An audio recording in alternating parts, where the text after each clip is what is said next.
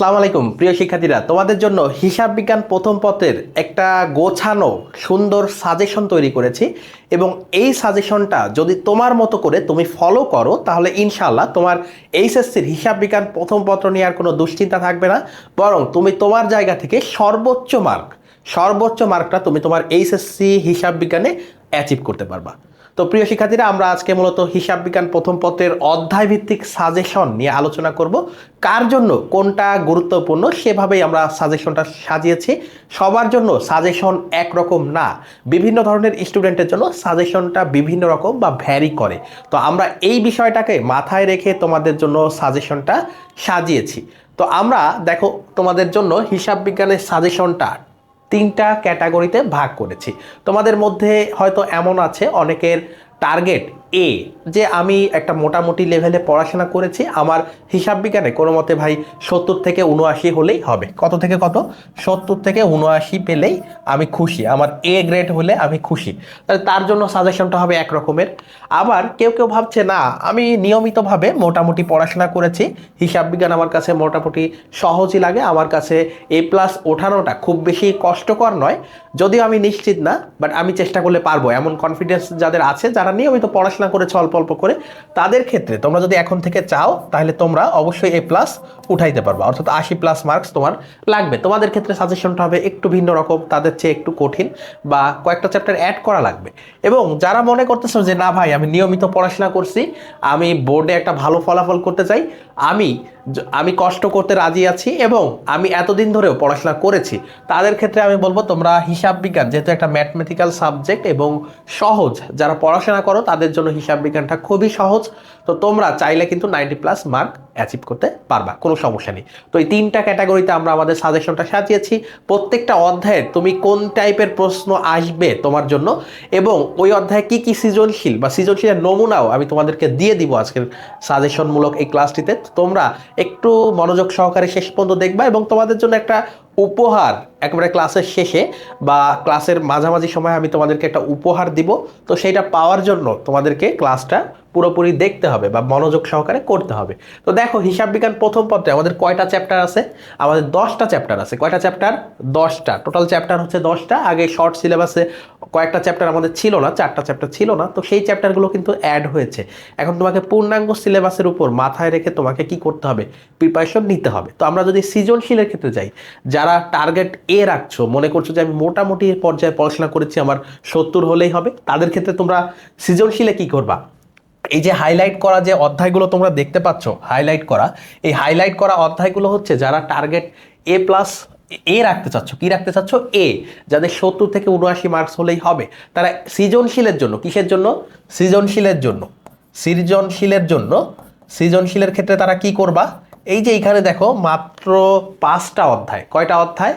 5টা অধ্যায়ের জন্য তো মাত্র 5টি অধ্যায় তোমরা করবা, 5টি অধ্যায় করবা। এখানে যে হাইলাইট করা আছে দেখো, প্রথম এবং দ্বিতীয় অধ্যায়। আগে এই 2টা অধ্যায় থেকে যখন শর্ট সিলেবাস ছিল তখন 3টা সৃজনশীল আসতো মিক্স করে, কিন্তু এখন যেহেতু ফুল সিলেবাসে এখানে 2টার বেশি আসবে না। 2টা সৃজনশীল অবশ্যই আসবে 2টা অধ্যায় থেকে।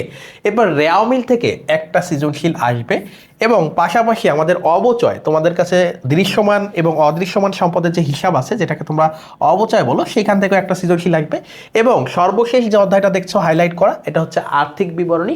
এইখান থেকে তোমাদের হিসাব বিজ্ঞান প্রথম পত্রে 2টা সৃজনশীল বাধ্যতামূলক, 1 ও 2 নাম্বার। তাহলে এখান থেকে তোমাদেরকে 2টা অবশ্যই করতে হবে। পাশাপাশি তুমি যদি আর 4টা সৃজনশীল করার মতো অ্যাবিলিটি বা প্রিপারেশন নিয়ে যাও, সেক্ষেত্রে কিন্তু তোমার 60 মার্কের প্রস্তুতি হচ্ছে। কত মার্ক? 60 মার্কের প্রস্তুতি হচ্ছে সৃজনশীলে, 60 মার্কের প্রস্তুতি হচ্ছে।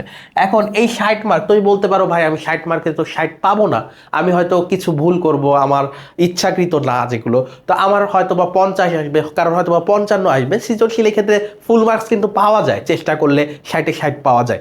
তো তোমরা যারা 6টার অ্যান্সার করবা, তাদের ক্ষেত্রে আমি বলবো যে তোমরা 55 টার্গেট রাখো, 60 টার্গেট রাখো। একটু ইরর হইতে পারে, সেটা তোমার সিলি মিস্টেক হইতে পারে, সেটা তোমার ইচ্ছাকৃত ভুল না। তো সেক্ষেত্রে তোমার 2-3 মার্ক 5 মার্ক কাটা যেতেই পারে। তো সেখান থেকে তুমি 55 তুমি তো উঠাইতে পারবা ইনশাল্লাহ। তো এরপরে বাকি যে তোমার 70 পাওয়ার জন্য বাকি যে 15 মার্ক বা 10 মার্ক তোমার লাগবে, তো সেই ক্ষেত্রে তুমি কি করবা? সেক্ষেত্রে তোমাকে এমসিকিউ তুমি পড়বা। এখন এমসিকিউ এর ক্ষেত্রে ভাই সব কয়টা অধ্যায় পড়তে হবে? এই যে এখানে 10টা অধ্যায় দেখতেছো, 10টা অধ্যায়ই এমসিকিউ এর জন্য পড়তে হবে। এর কারণ হচ্ছে কোনো অধ্যায় থেকে 3টার বেশি এমসিকিউ আসবে না, কোনো কোনো অধ্যায় থেকে 2টা আসবে, কোনো কোনো অধ্যায় থেকে আসবে 3টা। তো 3 বা 2টা এইভাবে মিক্স করে করে 30টা এমসিকিউ আসবে প্রত্যেকটা অধ্যায় থেকে, মোট কম্বাইন ভাবে। তো এই 30টা এমসিকিউ এর জন্য তোমাকে সবগুলো অধ্যায়ের এমসিকিউ প্র্যাকটিস করতে হবে। আমাদের ক্লাসগুলোতে আমরা প্রত্যেকটা অধ্যায়ের বাছাইকৃত এমসিকিউ সলভ করিয়েছি, সেই ক্লাসগুলো দেখতে পারো। তোমাদেরকে প্লে লিস্টের লিঙ্ক আমরা কমেন্টে দিয়ে দিব। তো দেখো, এই হচ্ছে আমাদের যারা এ পেতে চাও তাদের জন্য সৃজনশীল এবং এমসিকিউ এর ব্যাপারে তোমাদের সাজেশন। এরপরে আমরা অধ্যায়ভিত্তিক সাজেশনে যাব, সবার 3টা ক্যাটাগরির অধ্যায়গুলোর নাম বা হেডিং আমরা বলে নিচ্ছি। এরপরে আমাদের কোন অধ্যায় থেকে কি কি প্রশ্ন আসে এগুলো কিন্তু দেখবো, তো একটু স্কিপ করো না তোমরা।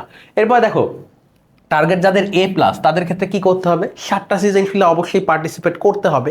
তো তোমার 80 মার্ক লাগবে, সেই জন্য তোমরা কি করবা, এই যে এই 2টা থেকে 2টা সৃজনশীল আসবে, ব্যাংক সমন্বয় বিবরণী থেকে একটা আসবে, রেওয়ামিল থেকে একটা আসবে, এবং দেখো কার্যপত্র থেকে একটা আসবে, এবং দৃশ্যমান বা অবচয়ের যে অধ্যায়টি রয়েছে সেটি থেকে আরেকটি আসবে, এবং আর্থিক বিবরণী থেকে 2টি আসবে। তো এই কয়টা যদি তোমরা যোগ করো, মোট হচ্ছে আমাদের 8টা সৃজনশীল। এখন কেন 8টা, 7টার কেন প্রিপারেশন নিবা না যারা এ প্লাস পেতে চাও? তাদের ক্ষেত্রে আমি একটা অধ্যায় বাড়িয়ে দিয়েছি। দেখো, এখানে সর্বমোট 60টি অধ্যায় আছে, 60টি অধ্যায় থেকে তুমি 8টা সৃজনশীল নিশ্চিত কমন পাবা। তো এই 8টা সৃজনশীল, এই 8টা সৃজনশীলের প্রিপারেশন এই জন্যই নিতে বলতেছি, কোনো কারণে তুমি একটা সৃজনশীল, একটা অধ্যায় ধরো ব্যাংক সমন্বয় বিবরণী, তুমি সেটার ক পারতেছো, খ পারতেছো, গ পারতেছো না, বা অন্য কোনো একটা অধ্যায় কার্যপত্রে দেখা গেলো তুমি গটা ভালো করে পারতেছো না, তো তুমি কি সেটা বাদ দিবা? এই জন্য একটা অবশ্যই আমাদের এ প্লাস পেতে গেলে একটা অধ্যায়ের এক্সট্রা প্রিপারেশন নিতে হবে। এমসিকিউ এর জন্য সব অধ্যায়, সৃজনশীলের জন্য এই কয়টা অধ্যায় পড়লে তোমাদের হবে।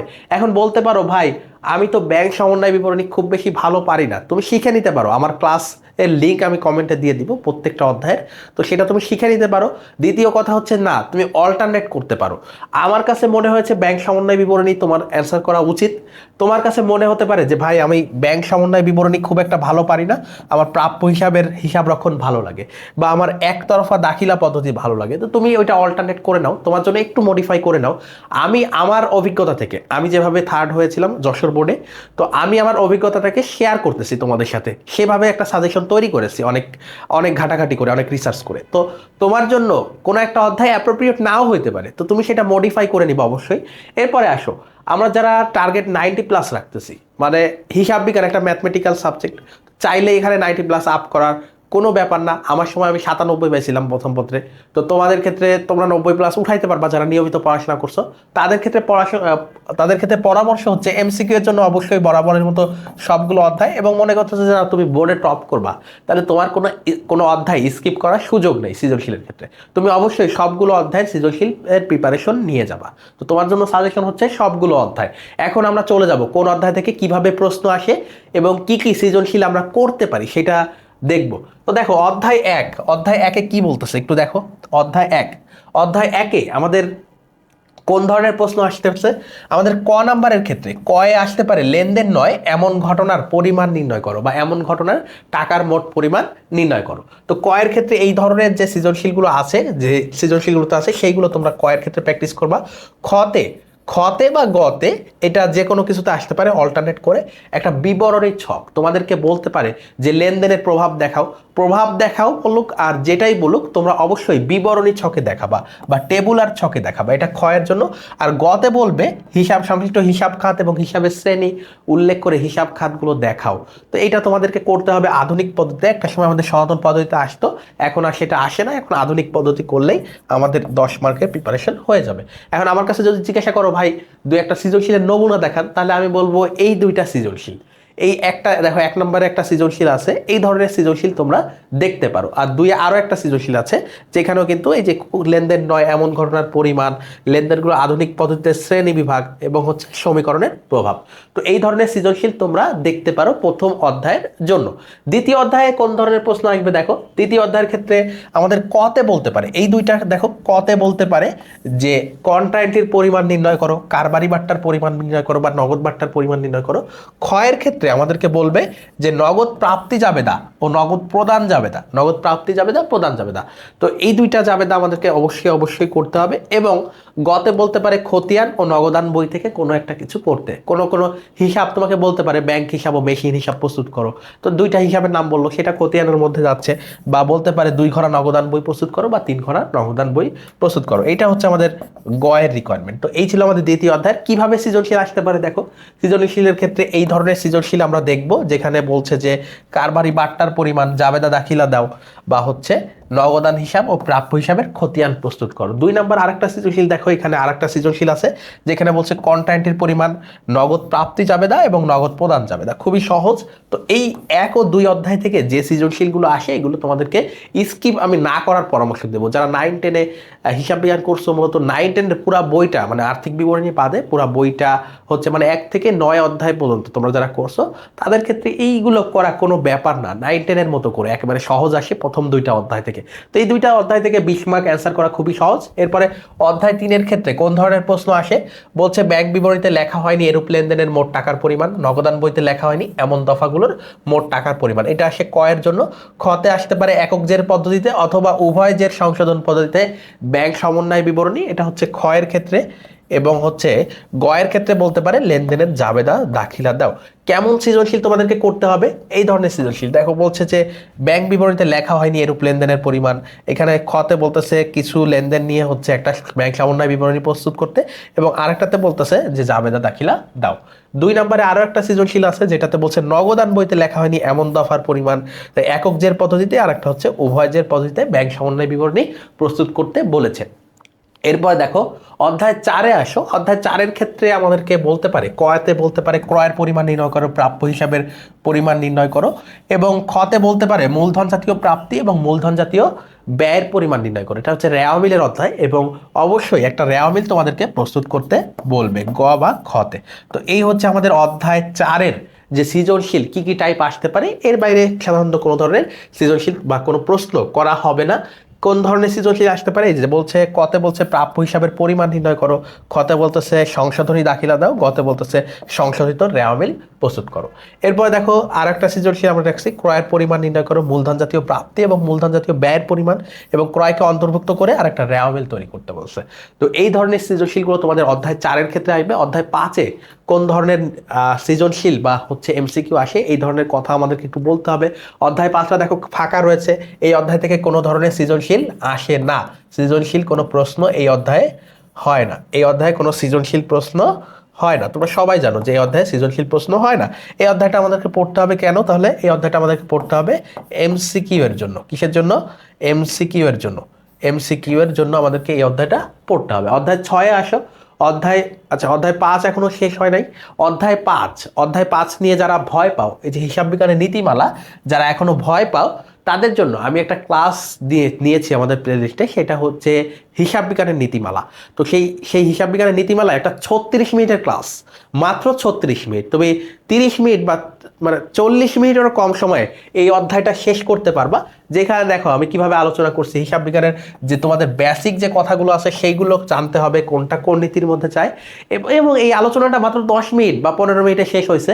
এরপরে এই অধ্যায়ের এমসিকিউ আমরা সলভ করে দিয়েছি, এবং কিভাবে আসলো এই নীতিমালাগুলো সেইগুলো কিন্তু আমি আলোচনা করছি। তো এই ক্লাসের লিঙ্কটাও কমেন্টে থাকবে, তোমরা আমাদের ইউটিউবে দেখতে পারবা। স্কুল অফ এক্সেলেন্সের এই ক্লাসটা দেওয়া আছে, বা লিঙ্কও আমি কমেন্টে দিয়ে দিব, তোমরা এই ক্লাসটা দেখে নিবা। মাত্র 36 মিনিট করে তোমার এই অধ্যায়ের সব এমসিকিউ প্র্যাকটিস হয়ে যাবে, এবং হচ্ছে তোমার এই অধ্যায় নিয়ে আর কখনোই ভয় পেতে হবে না। অধ্যায় 6-এ যদি যাও, প্রাপ্য হিসাব সময়ের হিসাব রাখুন। অনেকেই বলো যে ভাই এই অধ্যায়টা আমাদের কাছে জটিল লাগে, আমার একটা ক্লাস আছে সেটা তোমরা দেখতে পারো। পাশাপাশি যদি মনে করো যে না, যাদেরকে আমি একটু আগে কিন্তু সাজেশন দিচ্ছিলাম যে এই অধ্যায়গুলো করা লাগবে, তো তোমার যদি মনে হয় খুব বেশি কঠিন, তুমি অল্টারনেট করে নিতে পারো। সেখানে কিন্তু আমি এই অধ্যায়টা ইনক্লুড করি নাই, যারা এ এবং এ প্লাস পেতে চাও।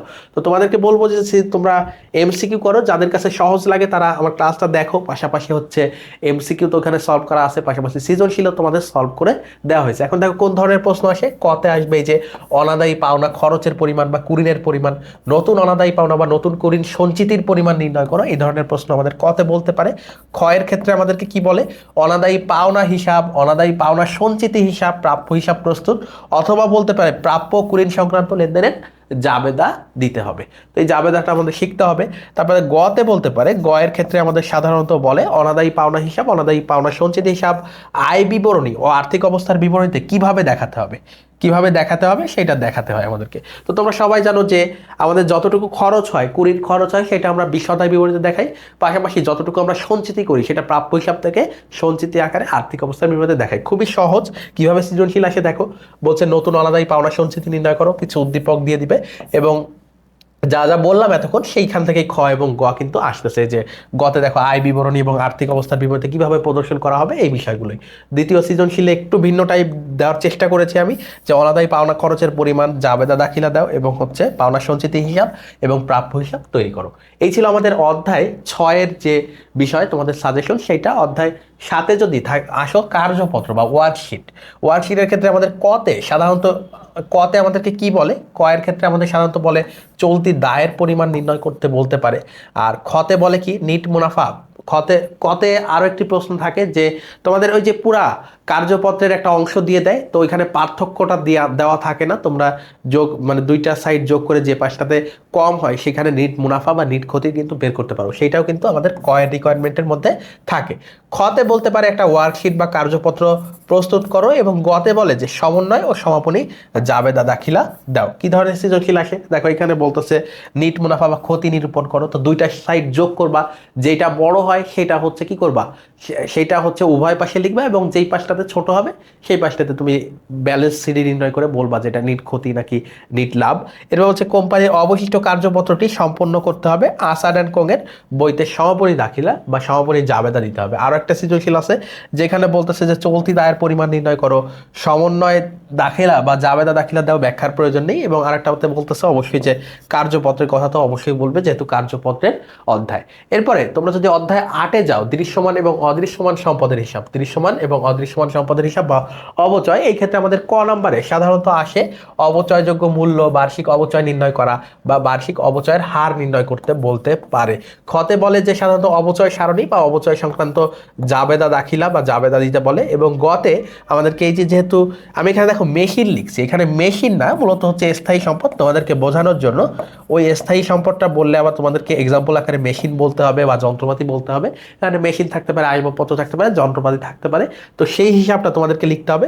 পাশাপাশি অবচয় হিসাবের খতিয়ান প্রস্তুত, হিসাব মানে খতিয়ানের অংশ, তো সেটা করতে হবে। অথবা বলতে পারে বিশদায় বিবরণী এবং আর্থিক অবস্থার বিবরণীতে মেশিন সংক্রান্ত, মেশিন বলতে আমি কি বোঝাচ্ছি, স্থায়ী সম্পদ, ওই স্থায়ী সম্পদ সংক্রান্ত তথ্যাবলীর উপস্থাপন করো।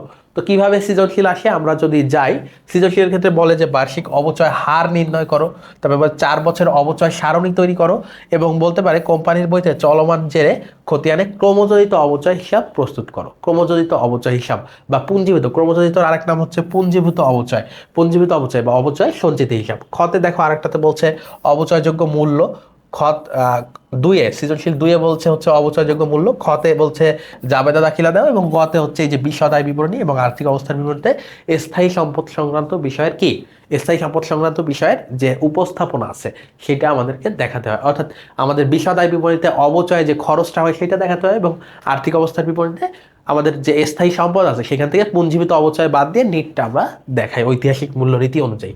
তো এই ছিল আমাদের 8ম অধ্যায়ের ব্যাপার। এখানে আমরা 3টা সৃজনশীল, আমাদের যে এই অধ্যায়ের ক্লাসটা আছে অবচয়ের অধ্যায়, সেখানে আমরা 3টা সৃজনশীল সলভ করছি। সেই 3টা সৃজনশীল এখানে দেখানো হচ্ছে।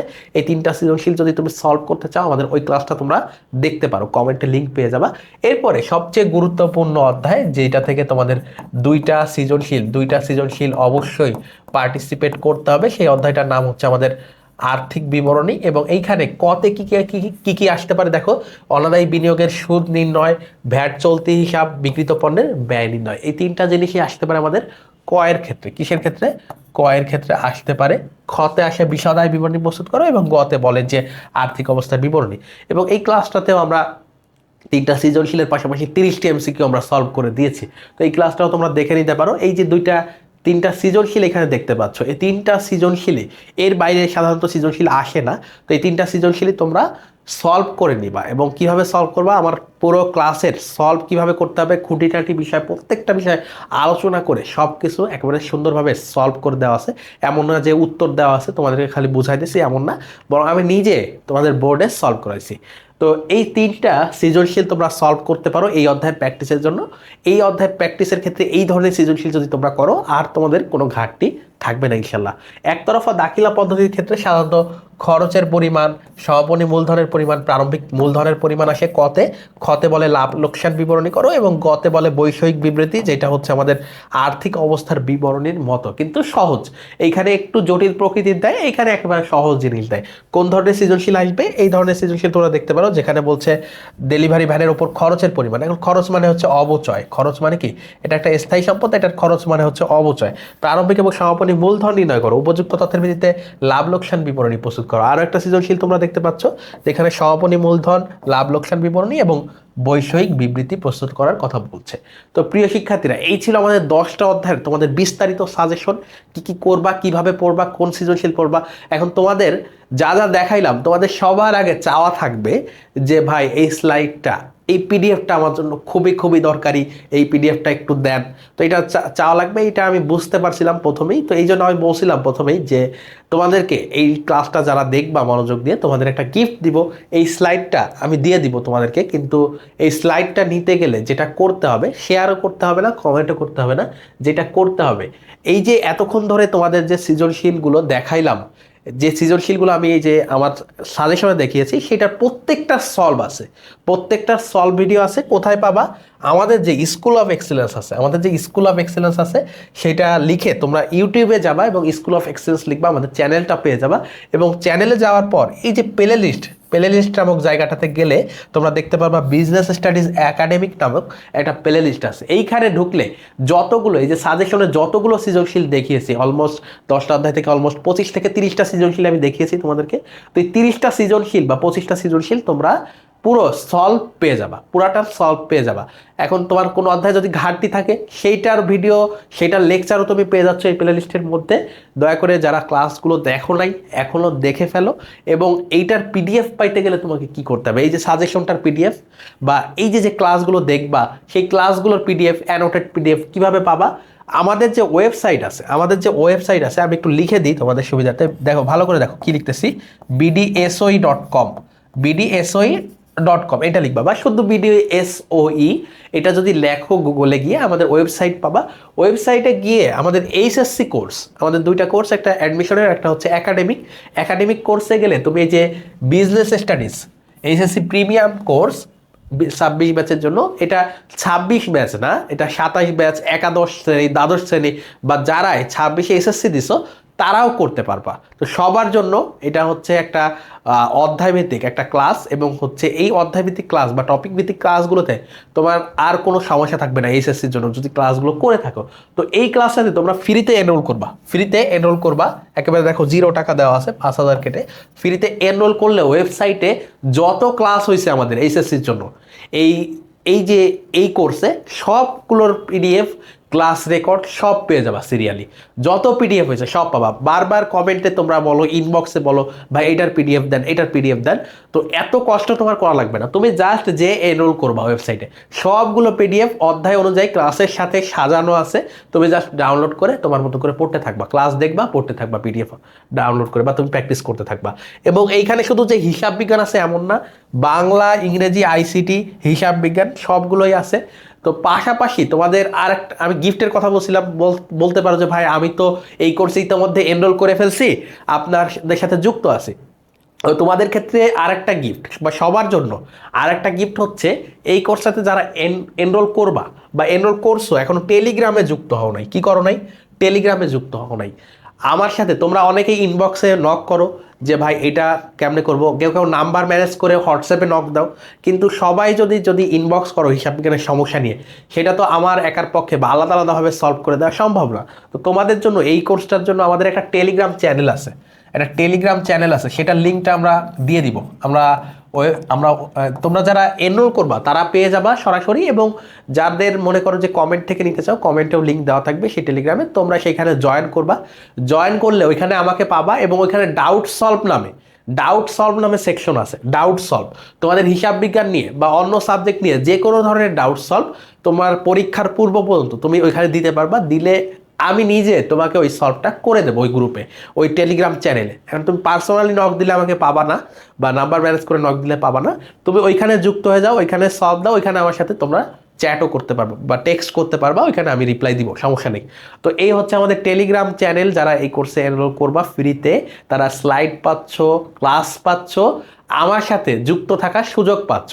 তো এই সুযোগ বা এর চেয়ে বড় গিফট আসলে হয় না। তোমাদের এর চেয়ে বেশি করার মতো ক্যাপাবিলিটি কারো আছে কিনা আমরা জানি না। আমরা স্কুল অফ এক্সেলেন্সের পক্ষ থেকে তোমাদের জন্য, তোমাদের কথা চিন্তা করে, একেবারে তোমাদের কথা চিন্তা করে সব কিছুই তোমাদেরকে উন্মুক্ত করে দিচ্ছি।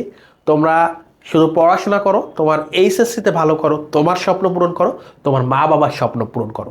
তো আজকের মতো এইচএসসি হিসাব বিজ্ঞান প্রথম পত্রের সাজেশনের লেকচার এখানেই শেষ করছি। তোমরা যারা উপকৃত হচ্ছে কমেন্টে জানাতে পারো, আমাদের সাথে যুক্ত হতে পারো। আসসালামু আলাইকুম রহমতুল্লাহ।